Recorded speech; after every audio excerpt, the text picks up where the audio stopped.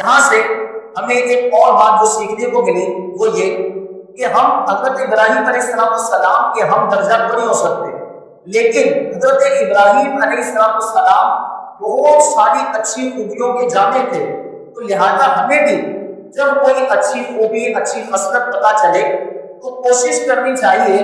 کہ ہم اپنی ذات میں اس چیز کو نافذ کر دیں، کہ ساری اچھی خصلتوں کا کچھ نہ کچھ فیضان ہمارے اندر پایا جانے لگے۔ مثال کے طور پر آپ دیکھتے ہیں کہ اگر ہمیں سبزی خریدنی ہے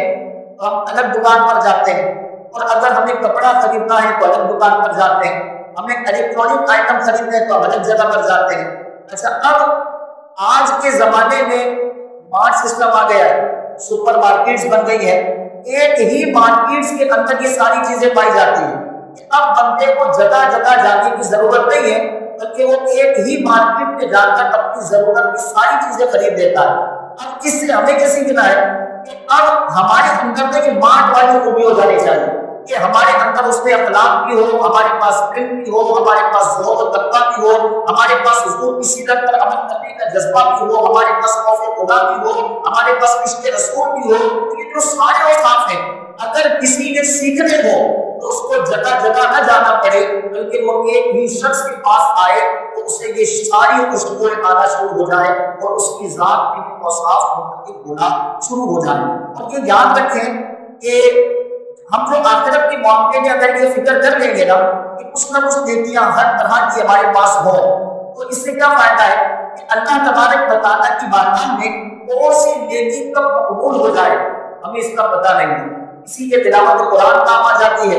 کوئی روزوں کی برکت سے بچنا جاتا ہے، کوئی راستے سے کانٹے دار جھاڑی ہٹا دی تو اس کی بخشش ہو گئی، کسی نے پیاسے کتے کو پانی پلا دیا اس کی بخشش ہو گئی۔ اس طرح کے واقعات سے کتابیں بھری پڑی ہیں۔ اب ہمیں نہیں پتا کہ ہمارا رب ہماری کس نیکی سے راضی ہو جائے، لہٰذا ساری نیکیاں ہی کر لینی چاہیے۔ ہم حضرت سیدنا جنید بغدادی علیہ رحمہ کا نام سنتے ہیں، آپ کو امام الطائفہ کہا جاتا ہے، یعنی ولیوں کے سردار۔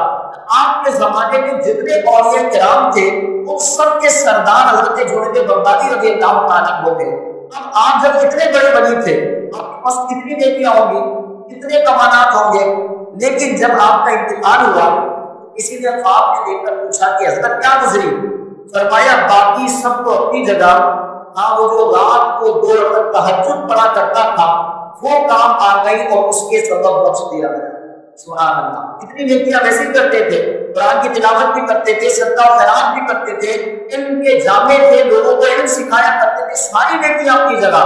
لیکن اللہ تبارک و تعالیٰ نے رات کے جو 2 تہجد تھے وہ تہجد کی برکت سے آپ کی مغفرت فرما دی۔ پیارے محترم اسلامی بھائیو، نبی رحمت علیہ السلام نے بھی ہمیں ایک ترغیب ارشاد فرمائی ہے، ارشاد فرمایا کہ کسی نیکی کو چھوٹا نہ سمجھو، کہ کون سی نیکی کب اللہ کی بارگاہ میں مقبول ہو جائے اور اس چھوٹی سی نیکی کی وجہ سے ہمارا نام بن جائے ہمیں پتہ نہیں۔